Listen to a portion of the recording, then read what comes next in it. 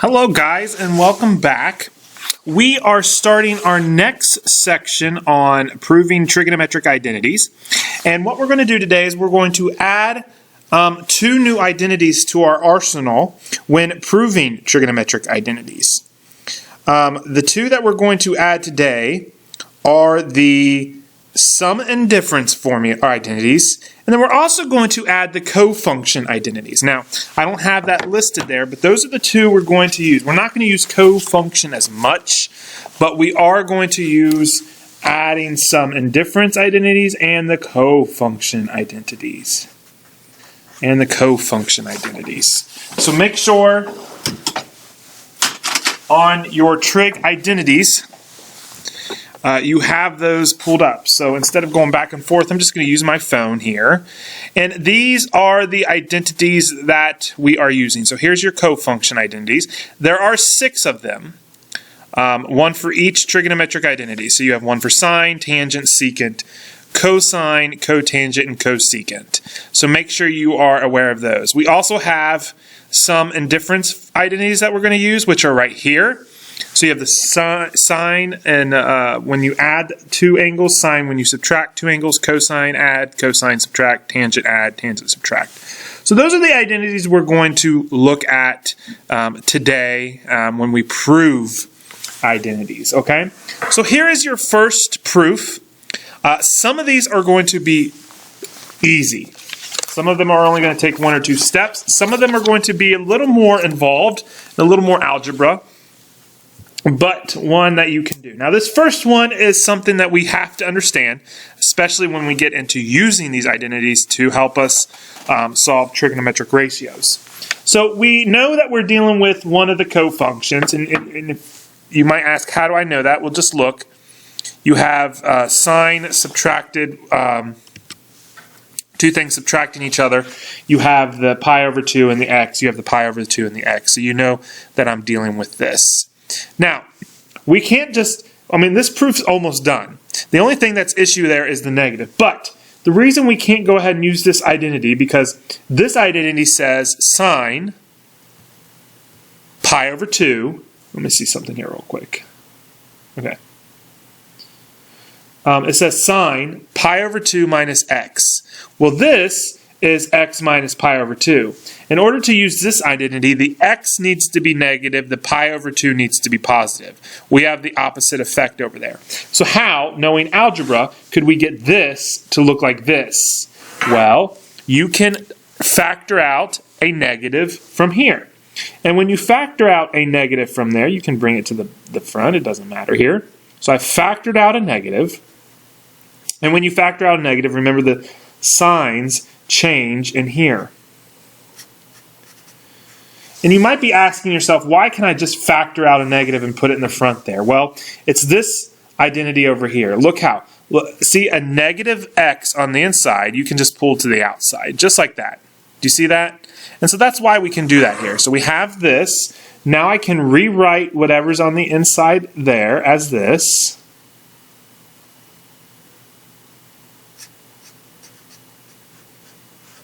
And if you notice, now I have my identity that's right here.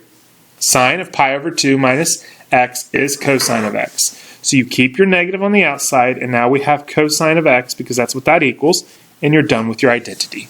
Super, super easy identity, and one that you can easily do. So you're going to want to do the same thing for cosine here. And remember, when you pull out the negative for this one, you're going to want to come over here and look. And when you pull out a negative from cosine of x, it just goes away. So when you pull out a negative from here, it just goes away, which is why there's not a negative sine x here. So that will help you do too, okay? All right, the next one I want to do with you is number 3. Number 3 can look intense at first, but just look at this real quick. Isn't it amazing that we're going to be able to prove this? Most people that don't know math are going to look at this and say, what in the world is that? So here is where we're going to use cofunction and sum and difference formulas, okay? And now, let me get my sum and difference formula for you out here. Here they are. How do I know I need to use a sum and difference formula? Here it is. Well, the reason I know I'm going to use a sum and difference formula is, look, it says cosine of this thing minus this thing. Cosine of this thing minus this thing. Well, you might be saying, why don't you just use a cofunction one? Well, I have a y and an x here. When you have two different variables, you now need to come down here to the sum and difference formulas, okay? So, because I have two different variables, I know it's a sum and difference formula, and I know it's a subtraction one, which is going to be this one right here, the cosine of u minus v. Now, kids get mixed up on this because they don't know what u and v is. The first term, which is in parentheses, is the u. The second term is the v. So you can go ahead and do that. So the sum and difference formula for cosine is cosine u times cosine v plus sine u times sine v. So it's going to be cosine u, which is cosine of pi over 2 minus x, times cosine of v, which is cosine of y, plus sine of u, which is sine of pi over 2 minus x, times sine of v, which is y. Now we can go ahead and start reducing. Well, look here. I have cofunction identities here and here, both of them. So what is the cofunction for cosine? Cosine of pi over 2 minus x, right there. Cosine of pi over 2 minus x equals sine of x. So I can just make this sine of x.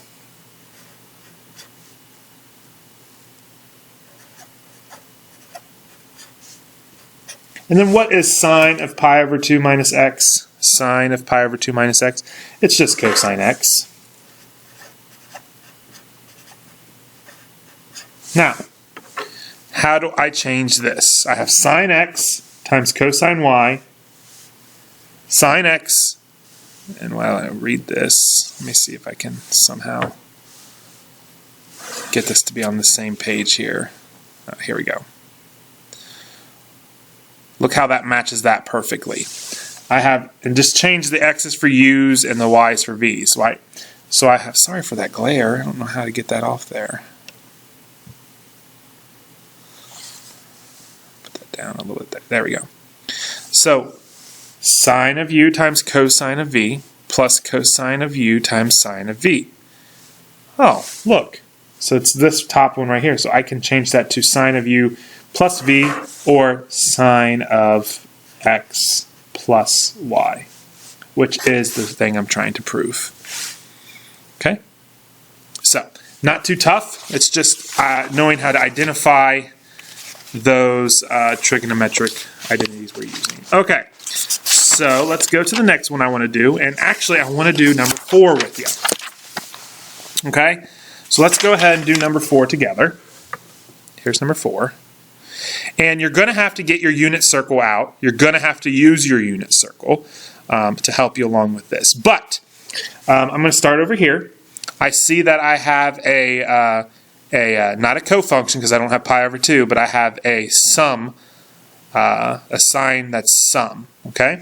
So I would look at my sum and difference formula, and my sign that's sum is right there, sine of u plus v.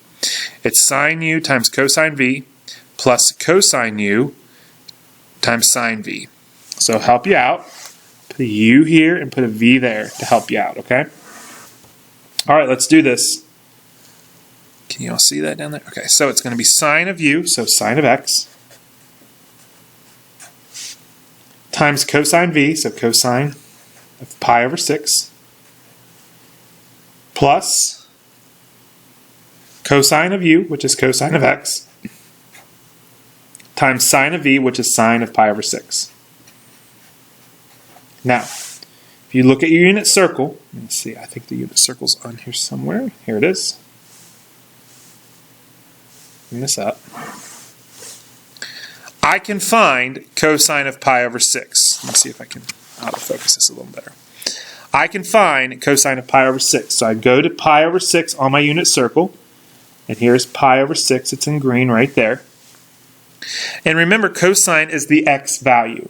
So cosine is going to be square root of 3, or square root of 3 over 2. Okay? So I have sine of x, right? Cosine of pi over 6 is square root of 3 over 2. And I'm going to put that in the front because it's all multiplication and you can change them around as much as you want, which is what I want over here because that's right there. So I'm good, right? Plus, now let's scoot this over, sine of pi over 6. Now sine's the y value. Remember, this is pi over 6 green. The y value is 1/2. So it's going to be 1/2 times cosine of x. And boom, we're done. See how that works? Okay, the next one I want to do with you guys is number 9. I want to do number 9 with you all. Now, number 9, you're going to have to use, this one is probably, I would say number 9, number 10, number 11, and number 12 are the hardest ones on here, and the ones that would probably take you the most time. But if you follow along with what I'm doing, you'll be fine. Okay, so don't stress out. So the only thing we're doing right now, there's actually another identity that would be easier for this, but we're not to that identity yet. So we're going to focus on just the identities we learned, and the identities we learn are the sum and difference formula. Okay, so we're going to look at cosine here. Where's cosine? For sum and difference. Sorry guys, there it is. Okay. So I have cosine of 3x. I don't have any identity that can help me do that, but I can break it down to a sum formula. So I can do cosine of 2x plus x. Because we can only have identities with x, not 3x, not 2x. That's a sum, right? That's u and that's v. I can go ahead and use my sum formula right here, which is cosine u times cosine v minus sine u sine v. So when I do that, I'm going to get cosine, can you see that? Cosine of 2x times cosine of x minus sine of 2x times sine of x. We still have issues because we still have 2x and 2x. We don't know how to deal with those. So we can break that up into a sum and difference formula yet again. That becomes x plus x times cosine of x minus sine of x plus x times sine of x. Okay, so we already know the trig identity for this because we just used it for this one.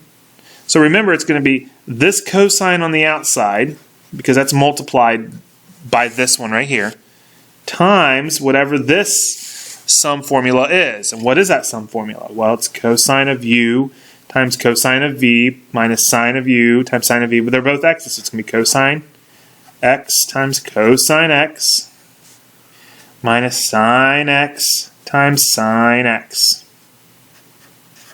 Okay? That's taking care of that one right there. Now we have to do the sum and difference for sine. And you look at the sum and difference for sine. The sum identity is sine u times cosine u, or v, plus cosine u times sine v. So it's going to be, if we're following the trig identity, and remember it's this times that, so we're going to put this on the outside. And the identity would become sine u, which is x, times cosine v, which is x, plus cosine u, which is x, times sine v, which is x. Just like that. So it's a long one, right? But it's not too tough. Then you want to distribute this cosine to both of them. So you have cosine times cosine times cosine. When you distribute it, you're going to have 3 cosines, so we can call that cubed, which is what we want from up here. So we're good so far. We know we're on the right track. Then we have cosine, and we have 2 sines here. So it's going to be minus 2 sines there, so it's going to be sine squared. And then 1 cosine. Then we're going to have minus sine distributed to both of those. So it's going to be minus There's going to be 2 sines and 1 cosine. And then when we distribute it to this one over here, there's going to be 2 sines and 1 cosine. So it's going to be minus sine squared again, cosine. Now look, we have 1, 2, 3 of those, right? We have 3 terms. So cosine cubed x minus 3 of sine squareds cosine x. And that is our identity. Okay? Okay, last but not least, there's 15 questions on this, and I wanted to do 5 for you, so you only have a homework of 10. Is a tangent one, okay? So let's go ahead and do a tangent one. Tangent is a little bit more challenging for kids because it's fractions, but don't let it scare you. They're not too tough. So this one right here is tangent of u plus v. So we're going to go ahead and use this identity right here. So remember, u is x, v is y in this case. So it's going to be tangent, I'm running out of ink, tangent x plus tangent y over 1 minus tangent x tangent y. And remember, all of that is being multiplied by this guy right there, which is subtraction, so we're using the other one. This one right here. Right? So it's tangent x minus tangent y over 1 plus tangent x tangent y. Now you have to multiply these, and you might be saying to yourself, oh my, that's going to be hard, because you would need to FOIL both of these. But if you're smart, you would see that these are conjugates. Tangent plus tangent, tangent minus tangent. And remember, when you multiply conjugates, they become a difference of 2 squares. So I have one fraction, so a difference of 2 squares, so it's tangent squared x. And as you can see, the exponent doesn't go on the angle, it goes on the actual tangent. Difference of 2 squares, and then tangent squared y. And then these down here are conjugates as well, so they also become a difference of 2 squares. So a difference, the first squared, 1 squared is 1, and then tangent x tangent y squared is tangent squared x tangent squared y. And that's how you do tangent. All right, guys, I have 15 of these for you to do. Make sure you turn them in once we're in class, so nothing when we're online. But that's how you do these. If you have any questions, please feel free to reach out, and have a great day.